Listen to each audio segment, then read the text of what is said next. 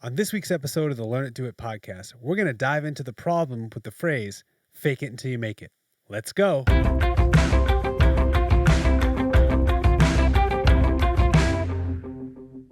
All right, guys, welcome back to the Learn It, Do It podcast. I'm your host, Pete, joined as always by my lovely wife and co-host, Ree. Hello. And today we're going to talk about the phrase, fake it until you make it, and why it can kind of be a negative thing if you hold on to it for a while. Yeah. So, the idea of this phrase is something that I think you hear about a lot when you're like starting out in business, right? And it's because you don't really have the experience to back up the whole concept of starting your own business, right? You have to start somewhere. Right. And so at first you use this term, fake it till you make it, to kind of give yourself the confidence to actually go out there and do it. Right. It lets you puff your chest up a little bit, say, I've done this before, and get yourself at least out the door. Because otherwise, you probably wouldn't have the confidence to walk out the door. It's true. And it also, like, in the same way, helps you build a little bit of courage, right? So you need that courage to, like you said, kind of go out the door, pull that Band-Aid and be in business for yourself. And then you need the confidence to actually be able to sell what it is that you do to a potential customer. And so that fake it till you make it idea can be very, very, very important and very helpful when you're starting out. Right. Another thing that I like to think about when I think about that phrase is that whole idea of, like, in order to be successful, you need to act as if you are successful, right? Yep. So that fake it till you make it is kind of like you dress the part so that you are the part. And I think that can be really helpful. However, as we've learned in some hindsight, taking that phrase and using it and not really having an end in mind can create some problems. Right. What happens sometimes is that you start as anything, you just get started and then the days pass and you don't realize that you're holding on to this as part of your identity almost. Right. And actually that's a huge point, right? So it kind of becomes part of who you are, even if it's not intentional, right? So a few of the things that we've outlined that are the problem with this, and we'll dive in a little bit deeper, but just to top level here. First of all, it never ends. There's no point in time where it says, this is the end of the fake it till you make it phase, right? Then it starts to breed the imposter syndrome, which we'll talk about.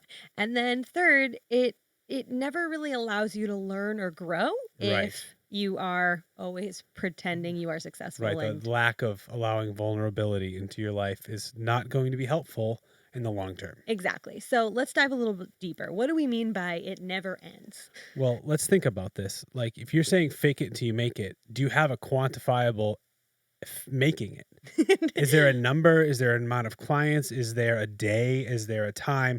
What is this, where is this space? Right. Where's the make it? And I think, that obviously leads into a lot of things about your business where maybe you're setting goals or you're not setting goals. And so it's not really helping you. But you're right. This idea of fake it till you make it just seems really abstract, right? Yep. I'm going to fake it until I'm there. And then there is no destination at the end of that.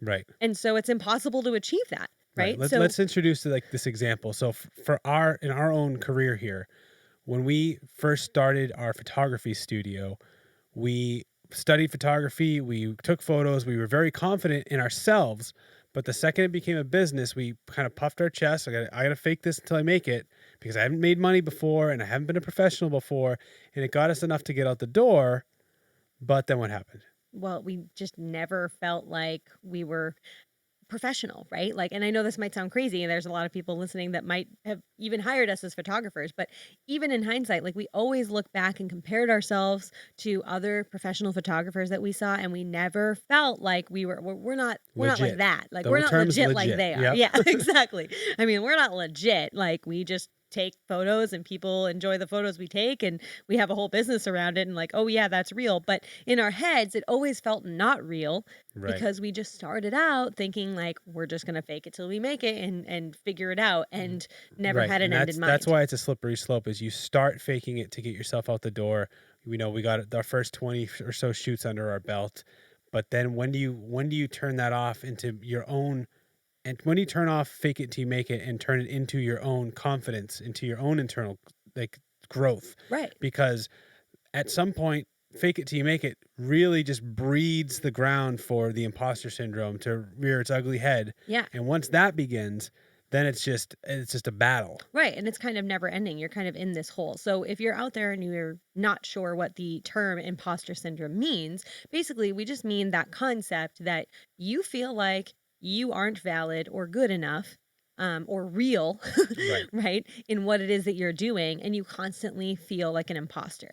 And this is something that maybe you don't know the phrase, but I'm sure as a business owner, we have all felt, right? Like, I'm not as legitimate as this other company that does Right. this, And or that's a very important point. yeah, The imposter syndrome is not that you're an imposter to your customer.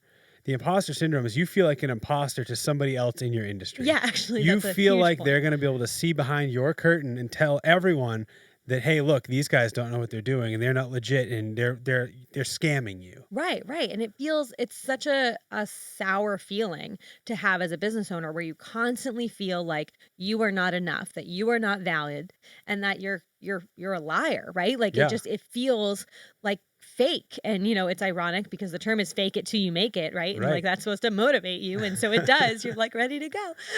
But in reality, it's just telling you that you're fake. And what's incredible is that you can have paying clients who are very happy with the product or service that you've given them, and you still go home and you still feel somewhat like you're not legitimate enough. Right, right. Like and it's interesting because it's not even there usually these feelings are not valid in any way, right? Right. I'm not saying that the imposter syndrome is valid or helpful. It is usually just a negative thing that kind of happens as a business owner for yourself. And I think part of that is because there isn't a lot of structure around the idea of having a business for yourself, Yeah. right? You have to create that structure for yourself. So I even remember like early on in our business where we'd have family and friends that were like, that's cute. You've got a business, right? Like, they're supportive and nice, but it didn't feel real, right? Yeah. It felt very much like Pete and I, we used to call it playing office, Yep. right? And so we felt like imposters, like we were like fake in this business. We'd make a little bit of money and we were just kind of starting out. And it wasn't really until we, grew the business where we were really supporting ourselves financially with it completely that we started to build some of that confidence and realize like we're not imposters. This is a real business, Right. and I think when you're starting out, that imposter syndrome can really be poisonous to you because you start to doubt yourself all the time. It's hard enough running a business by yourself. Yeah. To have that internal doubt constantly there telling you that you're not real is definitely not helpful. Right. So when you're starting out with this fake it concept, and then as you grow, it grows into this imposter concept.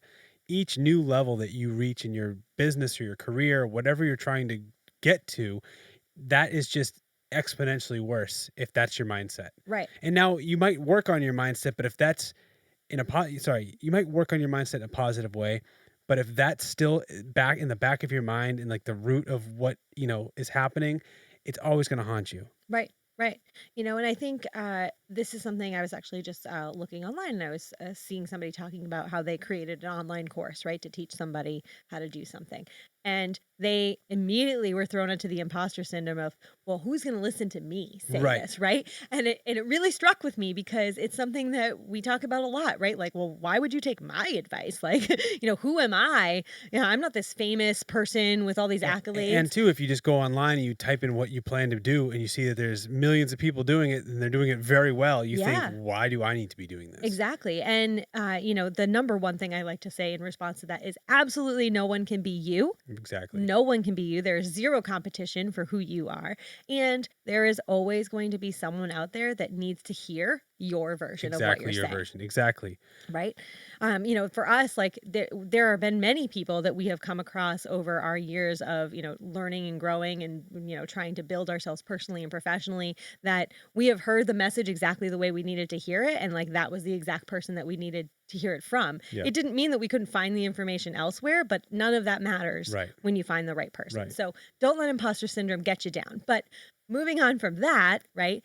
The unseen kind of issue that we found with the fake it till you make it that I didn't really think about until like looking back on it was the idea that you're never really able to grow if you are always projecting that you know everything or that you're Right. successful and Because you've you made it. use it as a shield. You use it as a front. You walk into the room and I'm Peter Business and I know everything about Peter Business's business. And and you don't ever want to show that you don't know what you're doing because you feel like that will make a crack in your armor, and then everyone will find out that you are no good at what you're doing, And and you're that an imposter. you're an imposter, and you shouldn't even be here. Right, right. And so it's it's that idea of never showing weakness. Like you can never grow if you don't have any weaknesses, Right. right? And so this idea that you're actually stunting your ability to make it Yeah. by pretending that you've already made it because you are not, giving yourselves an opportunity to learn from other people, to, show vulnerability Yeah. and, be honest and transparent about who you are and where you are in your business so that you can grow. You will never grow. Like you Right. have to fail in order to And grow. that's the important part of growth, like when it's your growth, because there's some things you can do with fake it till you make it that you do end up growing if so facto, but it's not the best way to do it because you still are breeding that imposter syndrome. Yeah. Whereas, like for instance, we'd be in a meeting and a potential client would say, "Can you do this?" And I know that I've never done it or I'm not sure, and I'd be like, "Yeah, yeah, I can do it." And then I'd go home, and it'd be this stress like binge of learning and figuring it out, and like, yeah, did I learn how to do that stuff, and did I do it professionally, and did I do a good job and the client was happy? Yes, I did do that. But was but the process fun? but at the end of the day, my mental like health is like just dying over here. Right, right. And like it feels awful the whole time. And that means that, if we had done it a different way, right? If we had said, now, like for example, now in our business, if somebody comes to us and asks us to do something that we haven't done before, I am fully confident to say,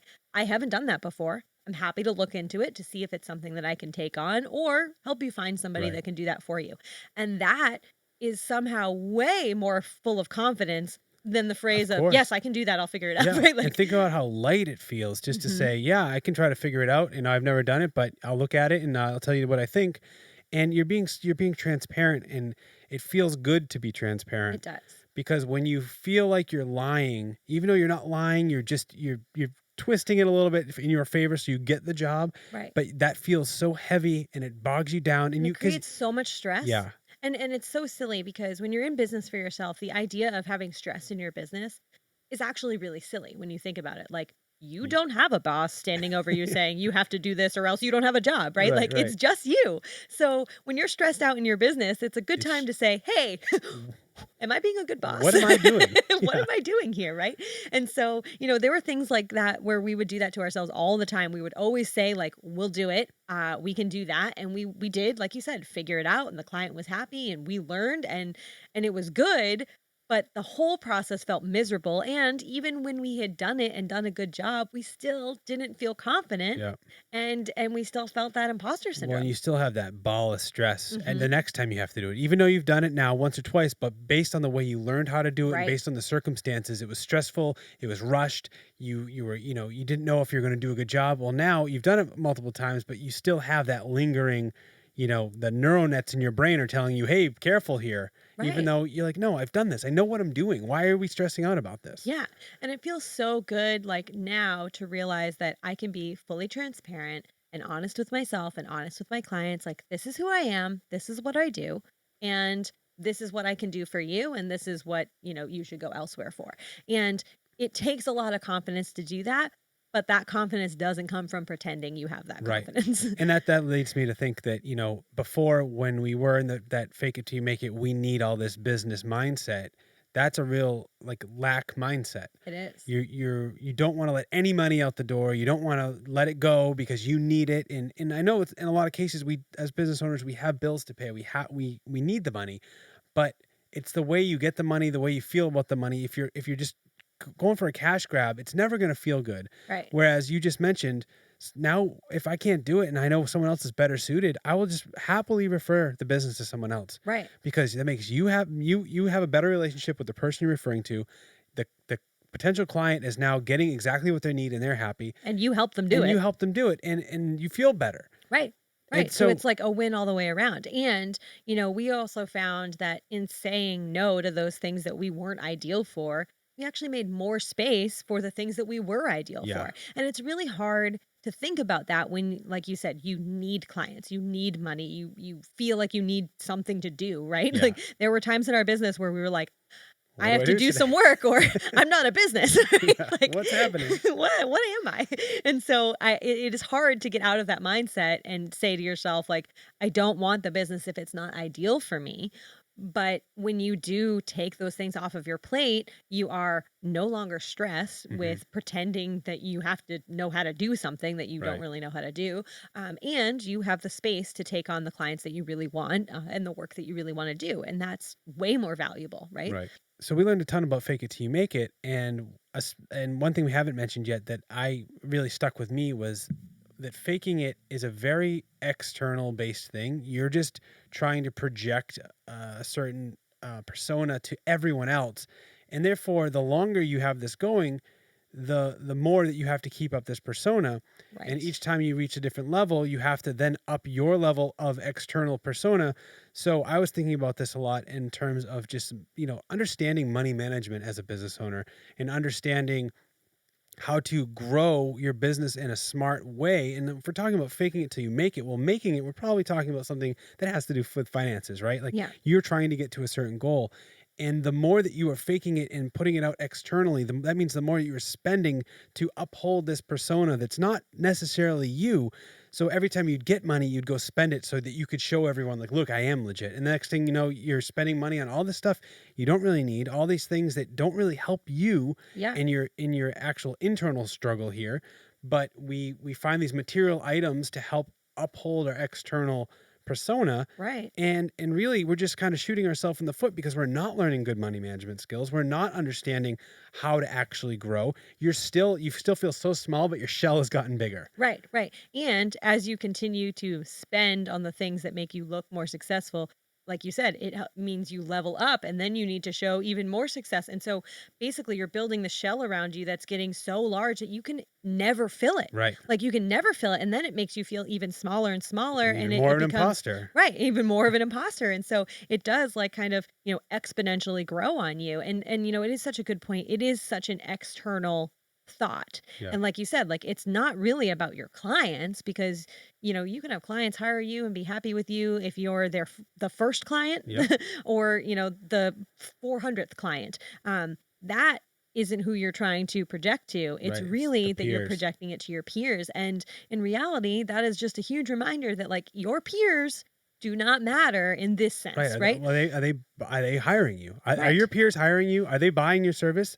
Then it doesn't really It doesn't matter. really matter. And you'll also find like as you grow and are, vulnerable and tell your peers like you don't know something, they are more than willing to often help you learn those things because we are, a family of competitors, right? We Yeah. all understand the challenges that we're going through as other business owners and people are often a lot more likely to be kind to you as another business owner than they are judging you, Yeah. right? And I think, when you're starting out, you're constantly comparing yourself to others and so that idea of fake it till you make it can be really helpful to get you out there enough to start, right? To say, Yeah. stop learning, not stop learning, but, don't learn forever and never do it. It's Right. time to do You it, have to take right? You action. have to take action. It's time to do it. It's time to have that first client, to be that first, business Yeah. sense, right? To get it started. So I want to bring it back to our journey in a photo studio. Now, Mhm. for all of you listening, we still take photos professionally for our company, and we still do that. We just don't have a portrait studio. Back in the mid 20 teens, I guess you'd call it, we had a portrait studio where we did weddings, photos, videos, Family, families, yeah. all that jazz. And when we started, like we said, we had to kind of just pull the band-aid, say fake it till we make it. We had a portfolio. We obviously we knew our skill, but I remember specifically the first wedding client that came to us. Can you tell the story about this? So yeah, so actually our first wedding client that came to us, I obviously didn't want to lie. I didn't want to say, I mean, your wedding is a very, very, very important day. And I wasn't going to pretend that I've done a million weddings before, but I also didn't want it to seem like I had no idea what I was doing, right? Right. And so, prior to deciding that we wanted to do weddings, we took a lot of online courses and we taught ourselves and we, practiced and did all sorts of things to prepare ourselves. But there still needs to be that first wedding, right? Just like a surgeon has to have the first surgery, Yeah. it happens. And so we had to do something to get that. So I remember talking to that, first client that was coming to us for their wedding and kind of describing, what the process would look like like. And the phrase that I used that made me feel very comfortable, confident, and honest at the Yeah. same time was, we usually. Yeah.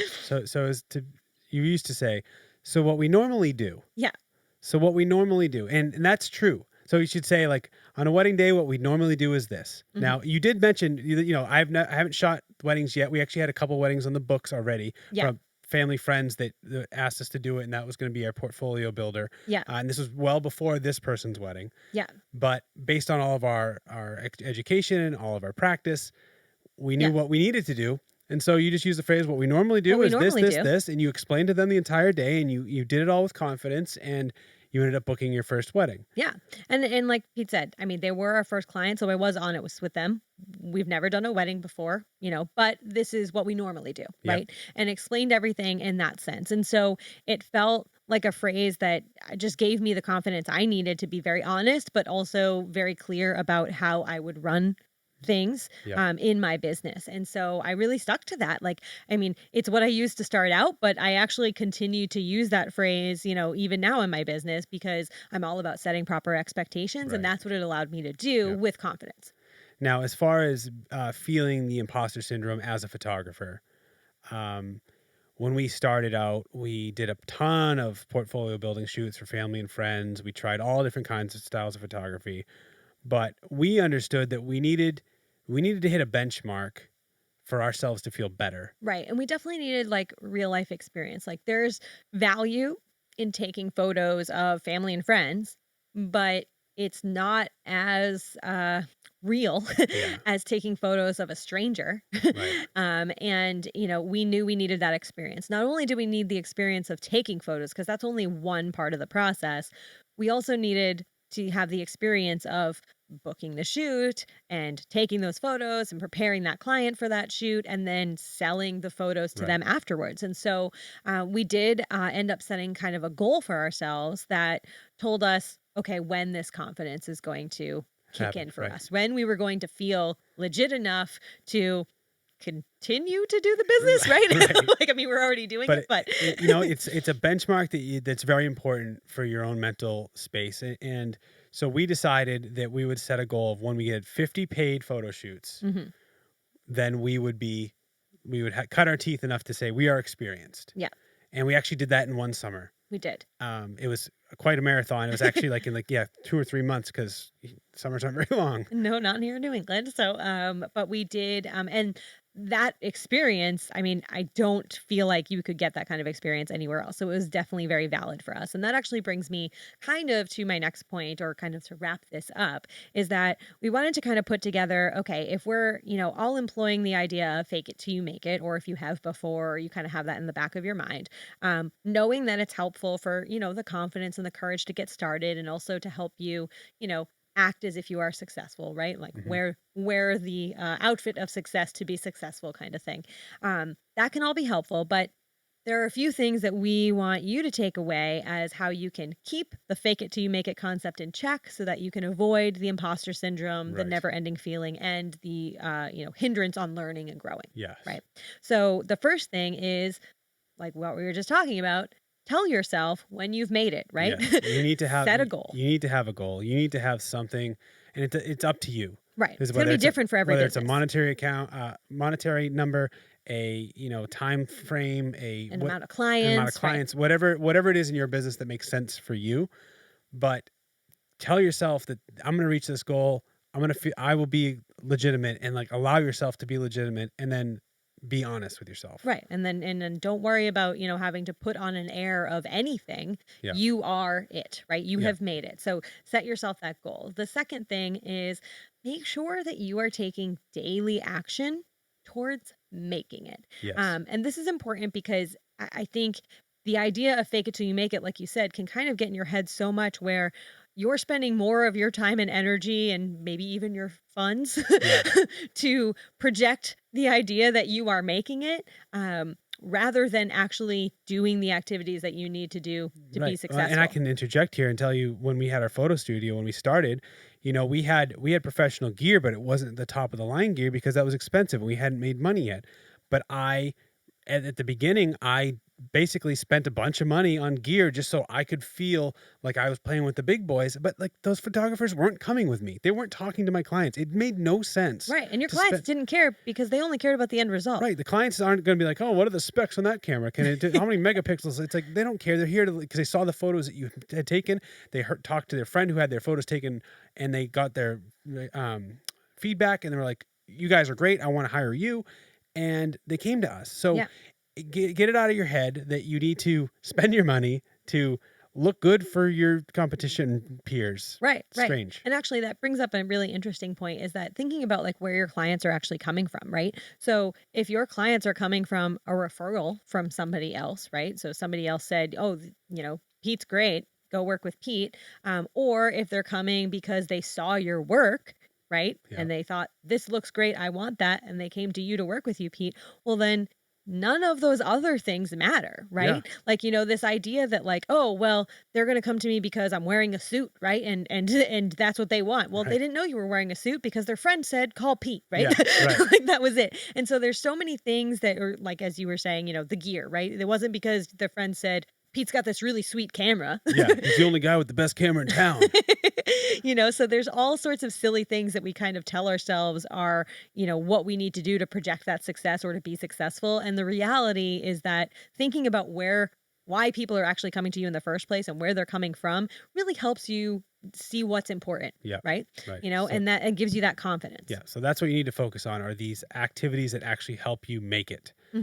Focus on your business. Do you have money coming in? Do you have happy clients? That's all that matters. Right. So stop comparing. Stop letting the imposter syndrome just take over your brain, Hmm. and focus on what you're doing, because you're the only one that can do what you're doing. Right. I love that. And then the last thing is, and this is really cool. We didn't really think about this till later, but find other ways to build confidence for yourself and your Very business. important. Very important. So besides the fake it till you make it that gets you out there, right, Yeah. doing it, find other ways to build confidence. And so this might be, for us, I think for a while we poured ourselves into learning all the time, right? Yeah. And we still kind of do this, right? We are always learning new skills and, finding things that we can improve upon in our Yeah. business and then doing that. And so that's a great way to build confidence. Right. But a newer way that we've learned to build confidence is getting testimonials from happy clients. Yes. Now we've had clients give us feedback. They'd email us nice feedback, or they'd call us, and we get referrals from they'd refer their friends, and we knew it was there. But it's so easy to say, "Oh, cool," and let it go, and not actually like kind of hold on to it and allow it to kind of simmer, Right. and And allow it to, permeate. Right. yeah, allow it to permeate, so that it can build the confidence back up on the inside. And it wasn't until recently that we just said, hey, let's just go back and ask our clients for review, and see, Yeah. just ask them for review for our Google reviews, to try to build that online, and see what they say. And it's incredible when people write nice things about your business, your skills, your Right. personality, your experience, and it makes you feel like so good that you're just like, yeah, what have I been worrying about this entire time? Right, right. It totally squashes the imposter syndrome, right? It Yeah. totally squashes any idea that you shouldn't feel confident in what you're doing. Like it's so powerful to have a client give you a positive review that there's no better way to get confidence out of Yeah. it, right? And so I think, it's something that it's really easy to kind of get in the weeds of your business and be doing the stuff and forget to ask, but it's not only important for, the outward facing of like somebody might read that review and hire you. It is important internally for Right. you to hear those reviews and know that you are as good as you want to be Yeah. and you're already doing it and you're totally, valid in running your business and being who you are and doing what Right. you do. Because that comes back to, why did you start a business in the first place? Because you feel passionate about your product or service, and you feel like you can get out there and help people. And that's what matters. If you're helping people and they're telling you that, well, that is making it. That's everything. Like, so they're paying you, they're telling you you're great. Well, that should give you a lot of confidence, and that should hopefully squash any other issues, you might have with your confidence. And, at the end of the day, this is a roller coaster. So there's going to be ups and downs. But as long as you keep these things at the forefront of your mind, of like working on yourself, and whether personal growth, learning in your craft, and then just making sure that you're checking in with yourself and keeping yourself on track to grow your business to making it. Yeah, I absolutely love it. So I hope this helps some of you guys, kind of get through that idea of fake it till you make it and combat the imposter syndrome and all those other things. And we're really excited to have this conversation with you today. But before we go, We're very excited because we are bringing a new segment to the podcast. We're switching it up from season one, where we used to have an in person guest because of everything that's happening. We are going to start having voicemails be available. yeah, so we're really excited. Right now, we still want this podcast to very much be about the challenges that business owners like you face each and every day. And so, if you're listening and you're thinking of things that you're struggling with, or you have other ideas or questions or things that you wish we would cover, we want you to leave us a voicemail. If you head on over to our website, learnit-doit.com/podcast, you'll see there is a link there where you can click a button and leave a 1-minute voicemail explaining the challenge that you're facing in your business, a little bit about you, and we are going to tackle that in an upcoming podcast. Guys, thank you so much for being with us here today. We hope you got a lot out of this episode, and we can't wait to catch you next time. Take care.